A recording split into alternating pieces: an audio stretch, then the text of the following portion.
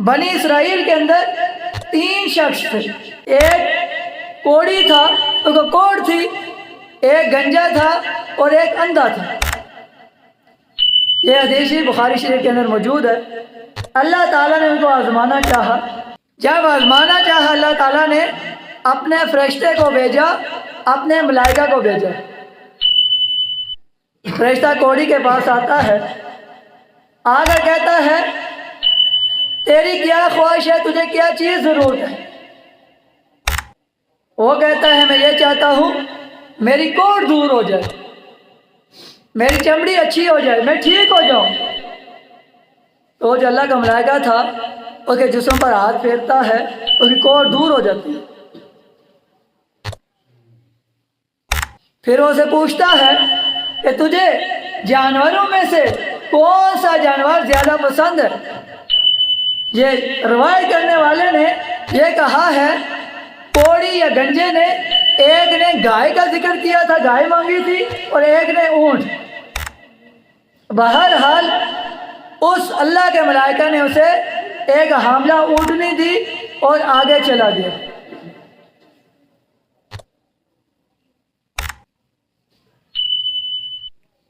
Time تو پورا ہو گیا ہے جس پر ہم جماعت کرتے ہیں، 3 منٹ باقی ہیں، 3 منٹ میں خطبہ ہوتا ہے۔ اگر آپ بھائی سارے اجازت دیں تو مزید 10-15 منٹ لگاؤں، اگر نہ اجازت دیں تو پھر جماعت کراتے ہیں۔ ٹھیک ہے۔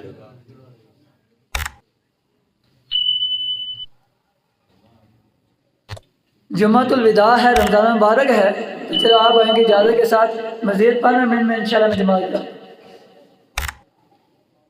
گنجے کے پاس اللہ تعالیٰ کا ملائکہ جاتا ہے، جا کر پوچھتا ہے تو تیری کیا خواہش ہے، تجھے کیا ضرورت ہے؟ وہ گنجا کہتا ہے میں یہ چاہتا ہوں میرے بال آ جائیں، لوگ مجھ سے نفرت کرتے ہیں، مجھ سے پرہیز کرتے ہیں، مجھ سے دور ہوتے ہیں۔ اللہ اکبر، اللہ تعالیٰ کے ملائکہ نے اس کے سر پر ہاتھ پھیرا ہے، اس کے بال اگ آئے ہیں، اللہ نے اسے بال دے دیے ہیں۔ پھر وہ ملائکہ پوچھتا ہے تجھے جانوروں میں سے کیا چیز زیادہ پسند ہے؟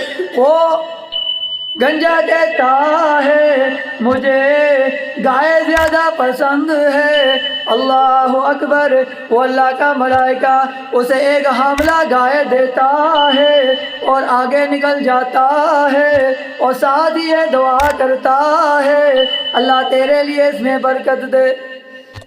جب آگے جاتا ہے اندھے کے پاس جاتا ہے، جا کر پوچھتا ہے تجھے تیری کیا خواہش ہے، تجھے کیا چیز ضرورت ہے؟ وہ کہتا ہے میں یہ چاہتا ہوں اللہ تعالیٰ مجھے بینائی عطا کر دے، میری آنکھوں میں روشنی آ جائے۔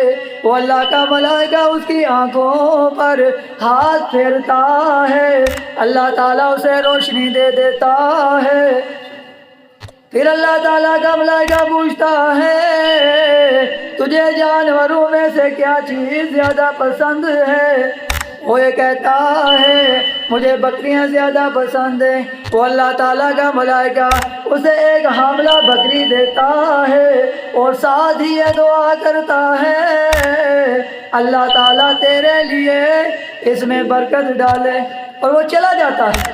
یہ بہت کام کا واقعہ ہے، غور سے سنیں۔ یعنی اللہ تعالیٰ اپنے بندے کو کیسے آزما رہا ہے اور ہمیں کس حال میں رہنا چاہیے، ہمیں اپنی زندگی کیسے گزارنی چاہیے۔ کافی عرصہ گزر جاتا ہے، اونٹ والے کے پاس اونٹوں کا بہت بڑا ریوڑ بن جاتا ہے، بہت زیادہ اونٹ ہو جاتے ہیں۔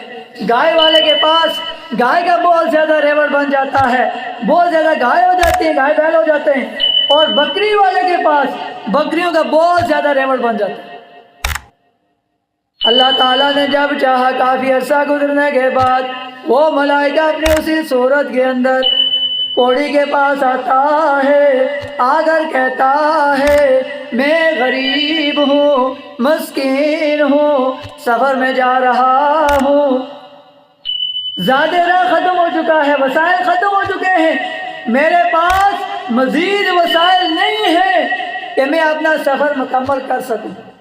اللہ کی رضا کے لیے مجھے ایک اونٹ دے دے، میں جانتا ہوں تجھے پہلے کوٹ تھی، اللہ نے تجھے صحت دی، تو غریب تھا، اللہ نے تجھے مال دیا، ایک اونٹ کا سوال کرتا ہوں، ایک اونٹ دے دے، میں اپنا سفر مکمل کروں۔ اللہ اکبر۔ وہ کوڑی کہتا ہے جا میرے پاس تیرے لیے کچھ نہیں ہے، یہ تو میرے پاس جو دولت ہے یہ تو میرے باپ دادا سے چلی آ رہی ہے، تجھے کس نے بتایا میں کوڑی تھا، غریب تھا؟ یہ میرے پاس جو مال ہے، جو اونٹ ہیں، یہ تو باپ دادا سے چلے آ رہے ہیں۔ اللہ کے ملائکہ نے کہا اگر تو جھوٹ بولتا ہے اللہ تجھے پہلی حالت میں کر دے۔ اسی وقت دوبارہ اس کو کوڑ لگ گئی، مال سارا ختم، اونٹ سارے ختم ہو گئے، پہلی حالت میں چلا گیا۔ ایک اونٹ کا سوال کیا، کئی اونٹ ہے اس کے پاس، اللہ نے صحیح مال دیا ہے، ایک اونٹ کا سوال کیا، اونٹ نہیں دیا، اللہ نے جھوٹ بولا، فخر کیا، تکبر کیا، اللہ نے اسے اس کی پہلی صورت میں لٹا دیا۔ پھر اللہ تعالیٰ کا ملائکہ آگے جاتا ہے گنجے کے پاس، کہتا ہے میں مسافر ہوں، میرے پاس وسائل نہیں ہے اپنا سفر طے کر سکوں، مکمل کر سکوں، مجھے ایک گائے دے دے تاکہ میں اپنا سفر مکمل کر سکوں۔ میں تجھے جانتا ہوں تو گنجا تھا، لوگ اسے نفرت کرتے تھے، اللہ نے تجھے صحت دی ہے، تو غریب تھا، مفلس تھا، فقیر تھا، اللہ نے تجھے مال دیا ہے، ایک گائے دے دے میں اپنا سفر مکمل کر لوں۔ وہ کہتا ہے جا تجھے کس نے بتایا؟ یہ تو میرے باپ دادا سے یہ سارا نظام چلا آ رہا ہے، باپ دادا سے میرے پاس دولت ہے۔ تو ملائکہ کہنے لگا اگر تو جھوٹ بولتا ہے اللہ تعالیٰ تجھے تیری پہلی حالت میں لٹا دے۔ فرمایا وہ بندہ پہلی حالت میں چلا جاتا ہے۔ پھر وہ آتا ہے انے کے پاس جو نابینا تھا، کہتا ہے میں مسافر ہوں، میرے پاس وسائل نہیں ہے اپنا سفر مکمل کر سکوں، اللہ کی رضا کے لیے ایک بکری دے دے میں اپنا سفر مکمل کر سکوں۔ میں تجھے جانتا ہوں تو نابینا تھا، اللہ نے تجھے تیری آنکھوں میں روشنی دی ہے، بینائی دی ہے، تو غریب مفلس تھا، اللہ نے تجھے مال دیا ہے، ایک بکری کا سوال کرتا۔ وہ کہنے لگا اس میں کوئی شک نہیں، میں نابینا تھا، اللہ نے مجھے بینائی دی ہے، میں غریب تھا، فقیر تھا، مفلس تھا، اللہ نے مجھے مال دیا ہے، یہ اللہ کا مال ہے، اللہ ہی کی طرف جائے گا، تجھے جتنی بکریاں ضرورت ہے تو لے جا، مجھے پوچھنے کی ضرورت نہیں ہے، اللہ نے مجھے دیا ہے، تو اگر تو لے جائے گا اللہ مجھے مزید دے گا، اللہ مجھے اجر دے گا۔ وہ کہنے لگا مجھے بکری کی ضرورت نہیں ہے، یہ امتحان تھا آپ 3 ساتھیوں کا، لیکن 2 ساتھی ناکام ہو گئے اور تو کامیاب ہو گئے۔ اللہ تعالیٰ کیسے اپنے رزق کو اپنے بندوں پر نچھاور کر رہا ہے۔ آپ نمازیں پڑھتے رہیں، روزے رکھتے رہیں، قرآن بھی کی تلاوت کرتے رہیں، اللہ سے معافی مانگتے رہیں، مکمل یقین رکھیں انسان رزق کے پیچھے حرام کو نہیں چھوڑتا، حلال کو نہیں چھوڑتا، جیسے ہو سکتا ہے وہ رزق کو حاصل کرنے کی کوشش کرتا ہے۔ اللہ کہتا ہے ایسے نہ کرو، نمازیں پڑھو، روزے رکھو، محنت کرو، رزق میں دوں گا، رزق کا ٹھیکہ میرا ہے۔ 200 روپے کی ایک گتھی آٹے کی ملتی تھی، پوری کائنات کے اندر رزق جا رہا تھا۔